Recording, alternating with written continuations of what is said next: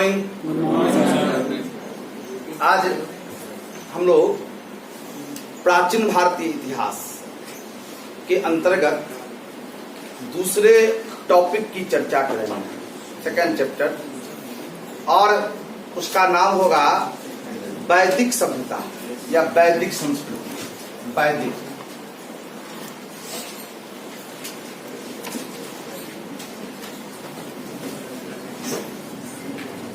सभ्यता या वैदिक संस्कृति, और इसका समय माना जाता है 1500 बीसी ईसा पूर्व से 600 बीसी के बीच, 600 ईसा पूर्व।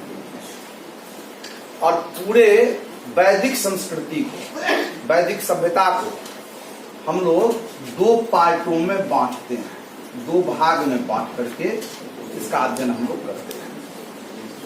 सबसे जो पहला इसका भाग है, पहला पार्ट है, उसे कहते हैं हम लोग ऋग्वैदिक काल। ऋग्वैदिक काल या पूर्व वैदिक काल, अर्ली वैदिक पीरियड। और इसका समय माना जाता है 1500 बीसी से 1000 बीसी के।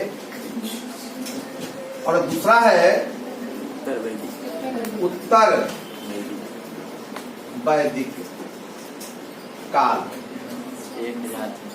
यानी कि लेटर वैदिक पीरियड, 1000 बीसी से 600 बीसी। तो समग्र रूप से आप देखें कि लगभग 900 वर्षों का यह पूरा काल है।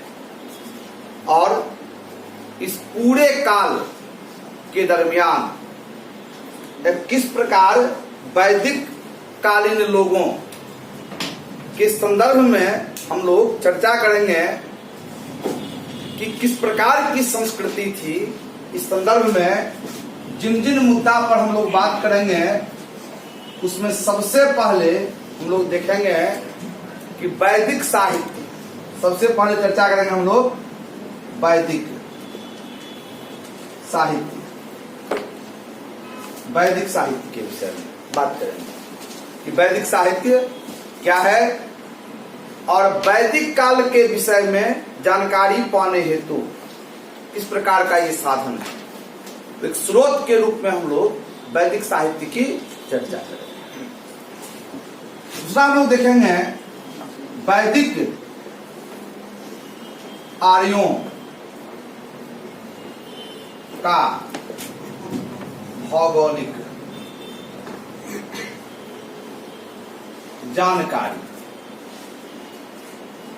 भौगोलिक जानकारी, यानी कि आर्य कौन थे, आर्य कहां से आए थे, किस प्रकार भारत में उन्होंने अपने सत्ता की स्थापना किया, और धीरे धीरे किस प्रकार से पूरे भारत में अपने संस्कृति का विस्तार किया। इन बिंदुओं का यहां हम लोग चर्चा करेंगे।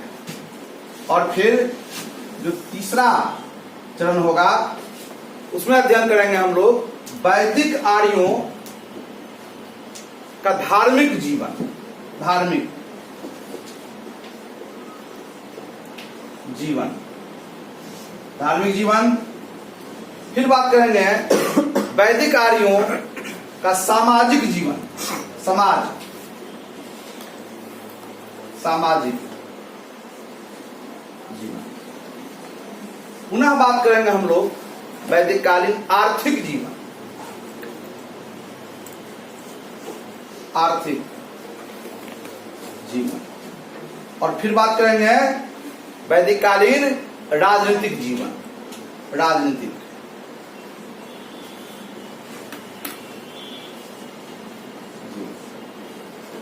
यानी कि हम लोग वैदिक साहित्य, वैदिक आर्यों की भौगोलिक जानकारी, वैदिक कालीन धार्मिक जीवन, सामाजिक जीवन, आर्थिक जीवन और राजनीतिक जीवन, हर बिंदुओं पर विस्तार से चर्चा करेंगे। और सबसे पहले जो हम लोग चर्चा की शुरुआत करेंगे वैदिक साहित्य के साथ। क्या है वैदिक साहित्य, यहां से हम लोग चर्चा की शुरुआत करेंगे। वैदिक साहित्य, वैदिक साहित्य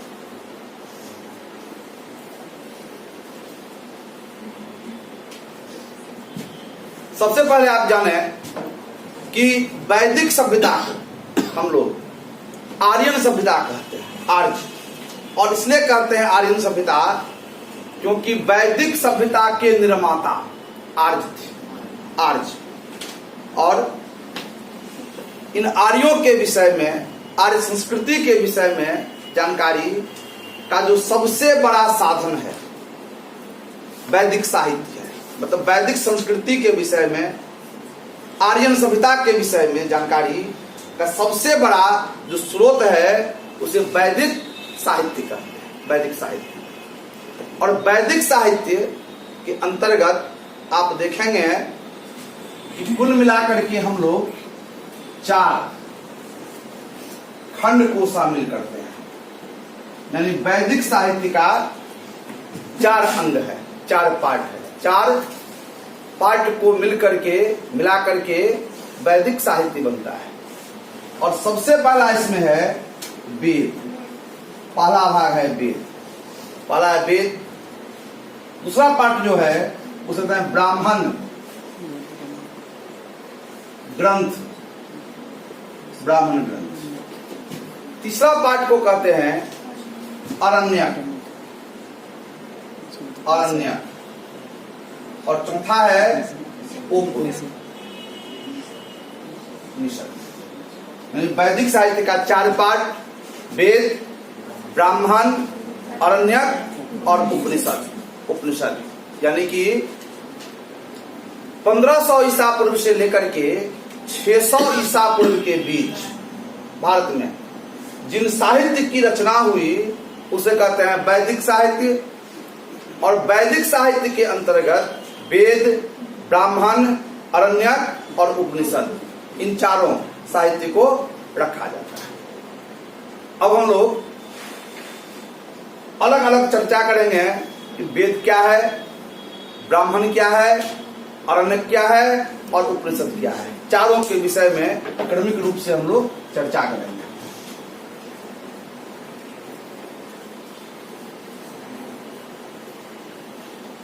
जहां तक सवाल उठता है वेद का, वेद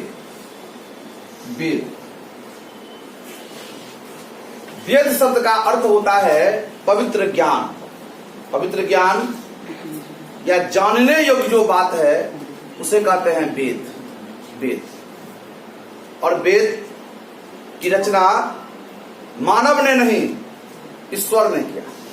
और इसीलिए वेद को कहते हैं अपौरुषेय,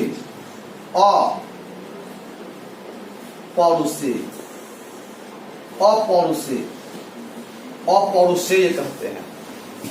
ईश्वर ने इनकी रचना किया। और संस्कृत भाषा में वेद का रचना हुआ और इसीलिए संस्कृत को हम लोग देववाणी के नाम से, देवताओं की वाणी के नाम से भी जानते हैं। देववाणी कहते हैं, देववाणी संस्कृत होता है। वेद की संख्या कुल मिलाकर के 4 है, 4 वेद, 4 वेद है। और इन 4 वेद में जो सबसे पहला वेद है, पहला वेद है इसे कहते हैं ऋग्वेद, ऋग्वेद। दूसरा है सामवेद, सामवेद। दूसरा है यजुर्वेद। चौथा है अथर्व वेद।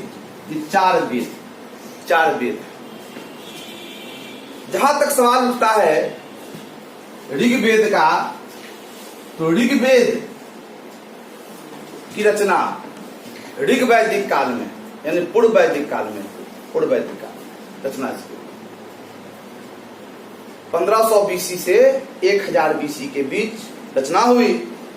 और इसीलिए इस 500 वर्षों के विषय में जानकारी का जो सबसे बड़ा साधन है वो ऋग्वेद है। पूरे पूर्व वैदिक काल या ऋग्वैदिक काल अर्थात 1500 बीसी से 1000 बीसी के बीच जानकारी के संदर्भ में जो सबसे बड़ा साक्ष्य है, स्रोत है, वो ऋग्वेद है। ऋग्वेद एकमात्र ऋग्वेद है। और ऋग्वेद के विषय में आप ये समझें कि 500 वर्षों के भारतीय इतिहास का सबसे प्रमुख ये स्रोत है। बाकी हम लोग जिन 3 वेद की चर्चा कर रहे हैं, ये 3 वेद, फिर ब्राह्मण ग्रंथ, अरण्यक और उपनिषद, इसकी रचना उत्तर वैदिक काल में हुई। यानी कि सामवेद, यजुर्वेद, अथर्ववेद, ब्राह्मण, अरण्यक और उपनिषद की रचना उत्तर वैदिक काल में हुई। आप ये भी जाने कि ऋग्वेद का भी जो पहला और 10वां मंडल है उसकी रचना भी उत्तर वैदिक काल में ही रचना इसकी। सबसे पहले हम लोग चर्चा करेंगे ऋग्वेद की।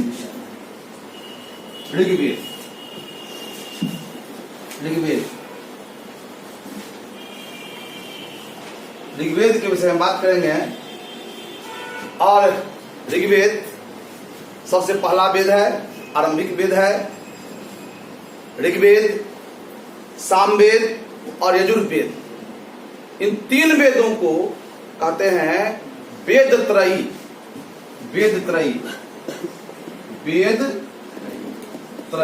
वेद त्रयी का मतलब होता है 3 पवित्र वेद, 3 पवित्र, ऋग्वेद, सामवेद, यजुर्वेद पवित्र। जबकि अथर्ववेद को पवित्र वेद की श्रेणी में नहीं रखते हैं। इसलिए नहीं रखते हैं क्योंकि अथर्ववेद की रचना मगध के क्षेत्र में हुई और इसमें आर्यों के साथ साथ अनार्यों के विषय में भी व्यापक रूप से जानकारी मिलती है।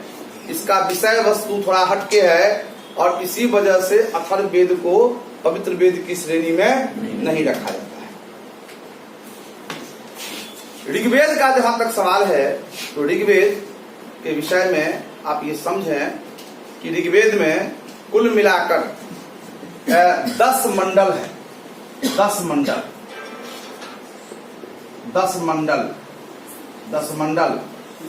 मतलब 10 खंड में, 10 भाग में ऋग्वेद बटा हुआ है।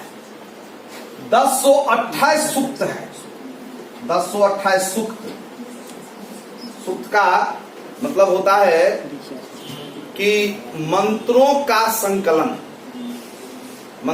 संकलन, ऋचाओं के संकलन को कहते हैं सूक्त कहते हैं।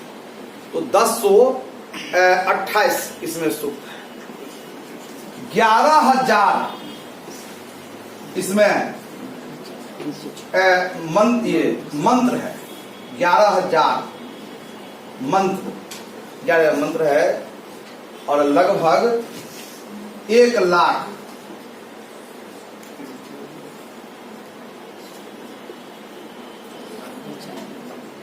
ऋचा,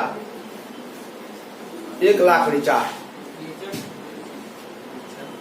मंत्रों के खंड को ऋचा कहते हैं। कई ऋचा मिलकर के मंत्र बनता है। मंत्रों का संकलन सूक्त कहलाता है। सूक्तों का संकलन मंडल होता है और सब मिलकर क्या बनता है? ऋग्वेद। ठीक है। इस प्रकार से मोटे तौर पर आपको 2 बात याद रखना है कि ऋग्वेद में 10 मंडल और 1028 सूक्त है। जहां तक सवाल उठता है ऋग्वेद में, इस 10 मंडल के विषय में हम बात किए। इस 10 मंडल में आप देखेंगे कि सबसे जो पुराना मंडल है 2 से लेकर के 9वां मंडल, 2 से लेकर के 9 मंडल सबसे पुराना मंडल है। और इसमें भी जो सबसे पुराना मंडल है वो है सातवां मंडल। सातवां मंडल सबसे पुराना ये मंडल है। 2 से लेकर 9वां मंडल को हम लोग अष्टक कहते हैं। इसका अष्टक, अष्टक इसे कहते हैं क्योंकि सबों में एक समान 8 अध्याय है और इसीलिए अष्टक इसे कहते हैं। और पहला और 10वां मंडल जैसा बताया आपको हम, उत्तर वैदिक काल में इसकी रचना हुई। ऋग्वेद के हर मंडल का अपना खास महत्व है। और जहां तक उस मंडल से बताया आपको हम कि तीसरा मंडल, तीसरा जो मंडल है इसमें गायत्री मंत्र का विवरण मिलता है। गायत्री मंत्र सवितृ देवता यानी सूर्य के ऊपर समर्पित है। फिर 7वां मंडल भगवान विष्णु के विषय में चर्चा मिलती है। और 9वां मंडल में कुल मिलाकर के 114 सूक्त है और हर सूक्त सोम देवता पर समर्पित है। सोम का मतलब शिव हुआ, पशुपति बृहस्पति के देवता शिव के ऊपर समर्पित है। और 10वां मंडल में ब्रह्मा के विषय में चर्चा मिलती है और कहते हैं कि ब्रह्मा ने ही अपने बलि के द्वारा सृष्टि का उत्पन्न किया। जाति प्रथा के विषय में भी इसमें जानकारी मिलती है। तो समग्र रूप से आप कह सकते हैं कि ऋग्वेद का जो 10 मंडल है वो पूरे 500 वर्ष 1500 BC से 1000 BC के बीच भारतीय सभ्यता और संस्कृति के विषय में जानकारी का सबसे बड़ा साधन है। और वेद को हम लोग संहिता भी कहते हैं। संहिता, और संहिता का मतलब होता है नियमों का संग्रह। यानी कि वेद के माध्यम से उस समय के समाज के नियम की भी परिचर्चा की गई है कि व्यक्ति को किन किन नियमों का पालन करना चाहिए, किन दायित्वों का निर्वहन करना चाहिए। तो अपने आप में नियमों का संग्रह वेद है और इसीलिए उसको संहिता के भी नाम से जानते हैं। और वेद का संकलन, रचना की बात हम किए, वेद का संकलन गुप्त काल में आकर हुआ। गुप्त काल में कृष्ण द्वैपायन वेदव्यास के द्वारा इसका संकलन किया गया। रचना हुई वैदिक काल में, लेकिन संकलन लिखने का जो रूप दिया गया वेदव्यास ने गुप्त काल में उसको लिखा, यानी कि संकलित किया। ऋग्वेद के बाद अगला है सामवेद। सामवेद और सामवेद का जो अधिकांश मंत्र है वो ऋग्वेद से ही लिया गया है। अधिकांश ऋग्वेद से लिया गया है और इसे छंद के रूप में, गायन के रूप में, दोहा के रूप में इसे बताया गया है। यानी कि मूल स्वरूप क्या इसका है? ऋग्वेद का ही है। इसके अपने चंद कुछ ही अलग से सूक्त है, बाकी सब ऋग्वेद का ये अनुकरण है। तीसरा जो वेद है यजुर्वेद।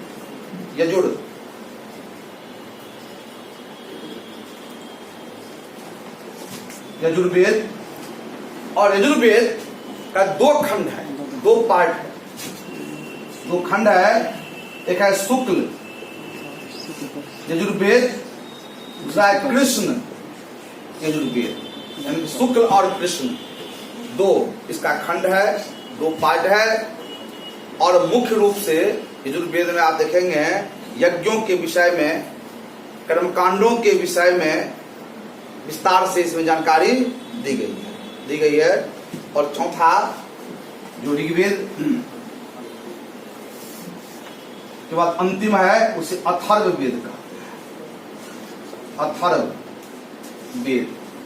और सबसे अंत में इसकी रचना हुई, प्राय मगध के क्षेत्र में इसकी रचना हुई और आर्यों और अनार्यों दोनों के विषय में इसमें जानकारी दी गई।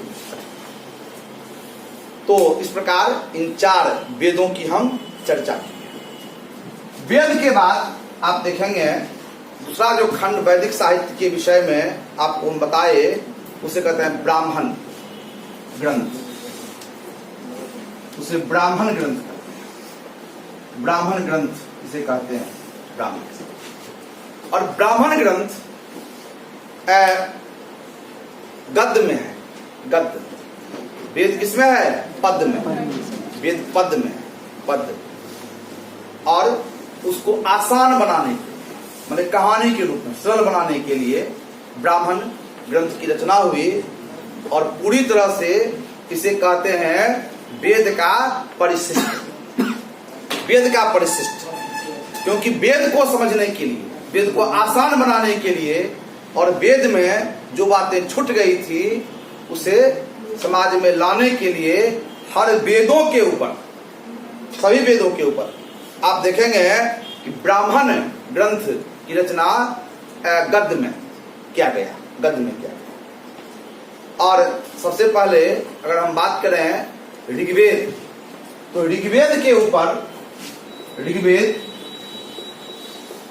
के ऊपर जिन ब्राह्मण ग्रंथ की रचना हुई उसे कहते हैं आयतरेय। आयतरेय या कौशितकाई। कौशितकाई। तो आयतरेय एवं कौशितकाई जैसे ब्राह्मण, ये ब्राह्मण का नाम है। आयतरेय ब्राह्मण ने, आयतरेय ने लिखा ऋग्वेद के ऊपर विचार, इसका नाम पड़ गया आयतरेय ब्राह्मण। कौशितकाई ने लिखा, नाम पड़ गया कौशितकाई ब्राह्मण। फिर सामवेद के ऊपर, सामवेद के ऊपर जिन ब्राह्मण ग्रंथ की रचना हुई उसे कहते हैं पंचविश। पंचविश या इसे तांड भी कहते हैं, तांड। फिर षड्विश, षड्विश, पंचविश, तांड, षड्विश जैसे ब्राह्मण की रचना हुई। फिर यजुर्वेद, यजुर्वेद के दो शाखा, दो खंड की चर्चा हम लोग किए थे। जैसे पहला बताए थे आपको हम शुक्ल, शुक्ल, शुक्ल बताए थे। शुक्ल के ऊपर शतपथ ब्राह्मण। और बताए थे कृष्ण के ऊपर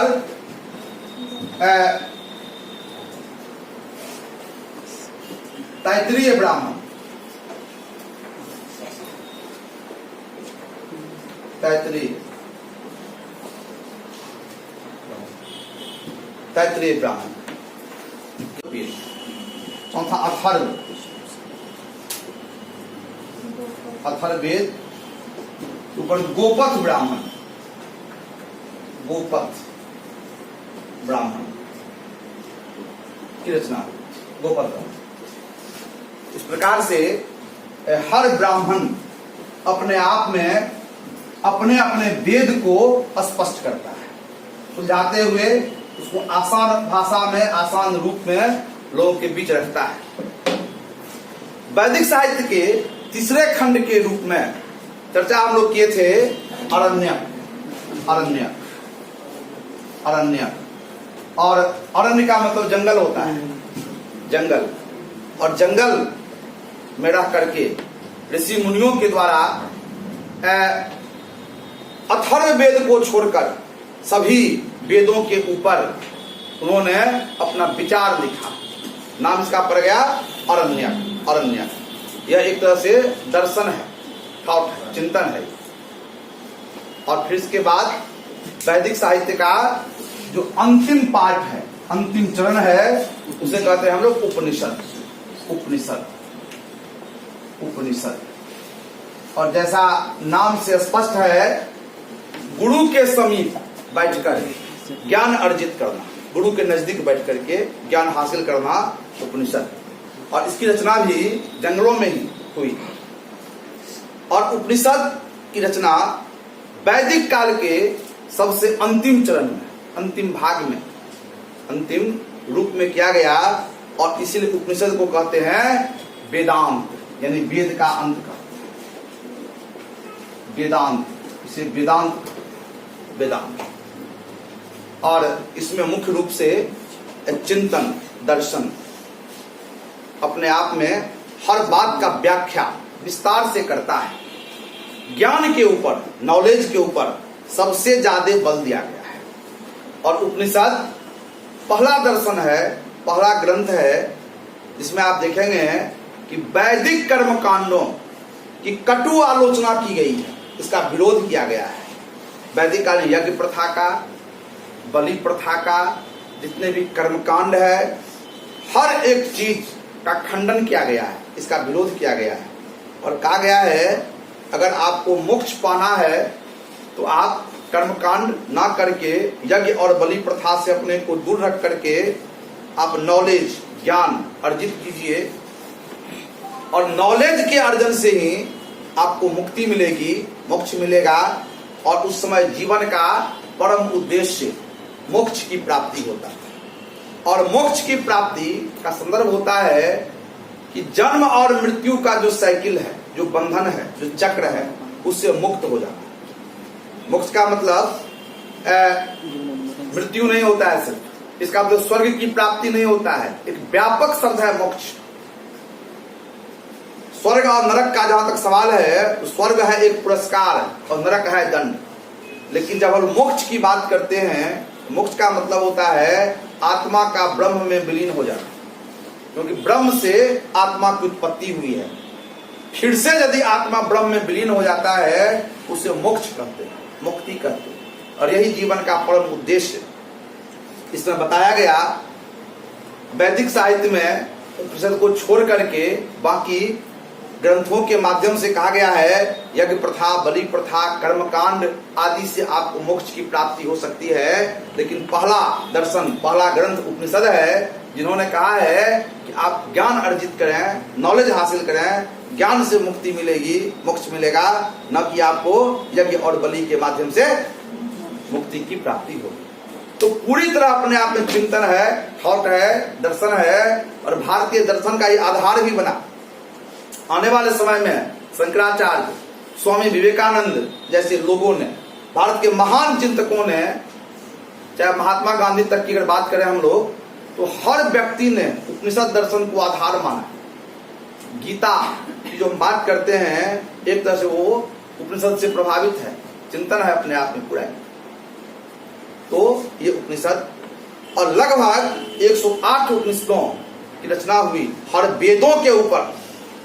और इसमें एक प्रमुख उपनिषद इसकी चर्चा बार बार होती है, परीक्षा उपयोगी भी है आपके लिए, वह है मुंडकोपनिषद।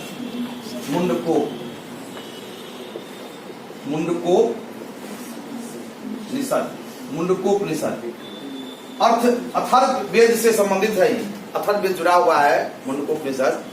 और सबसे बड़ी बात यह है कि मुंडकोपनिषद के माध्यम से ही हमें एक बहुत ही महत्वपूर्ण बात की जानकारी मिलती है, वह सत्यमेव जयते। सत्यमेव जयते, सत्य की विजय होती है। तो कितने उस समय के लोग चिंतनशील थे और सत्य के ऊपर कितना बल देते थे, जिसे आप समझ सकते हैं कि सत्यमेव जयते की चर्चा पहली बार हमें मुंडकोपनिषद से ही हासिल हुई।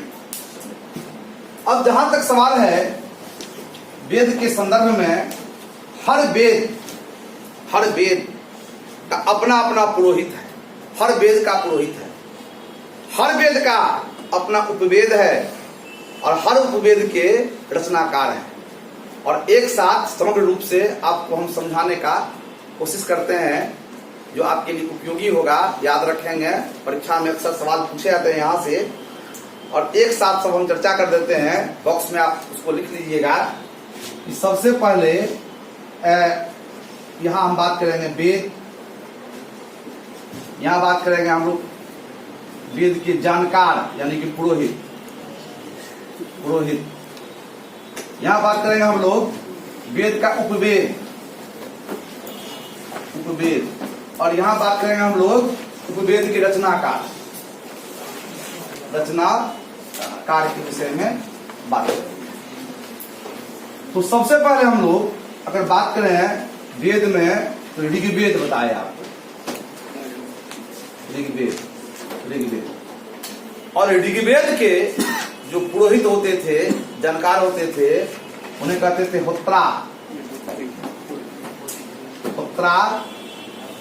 या होत्री, होत्रा या होत्री इन्हें कहते। ऋग्वेद का जो उपवेद था उसे कहते हैं आयुर्वेद।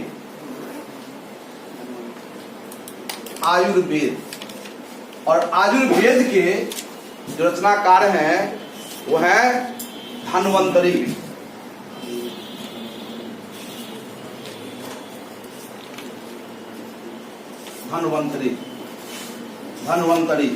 धन्वंतरी रचनाकार है। दूसरा सामवेद। और सामवेद के जो पुरोहित थे, जानकार थे, उन्हें कहते थे उद्गाता। क्योंकि ये गा करके बताते थे, उद्गाता।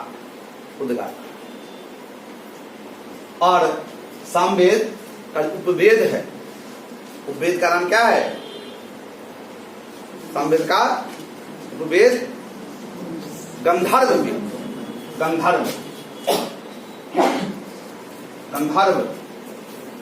वेद। और इसके जो रचनाकार हैं वे हैं भरत मुनि।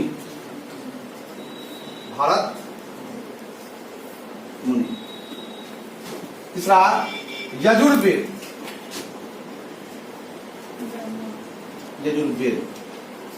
और यजुर्वेद के जो पुरोहित हैं अध्वर्यु।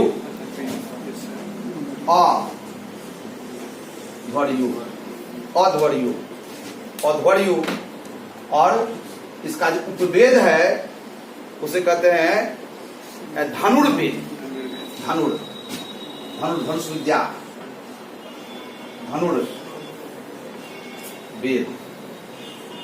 धनुर्वेद। और इसके जो रचनाकार हैं वो है विश्वामित्र हैं।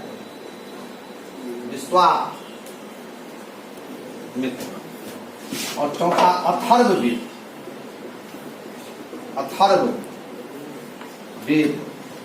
इसी जानकार ब्रह्मा थे। और इसका उपवेद है शिल्पवेद। और रचना है विश्वकर्मा।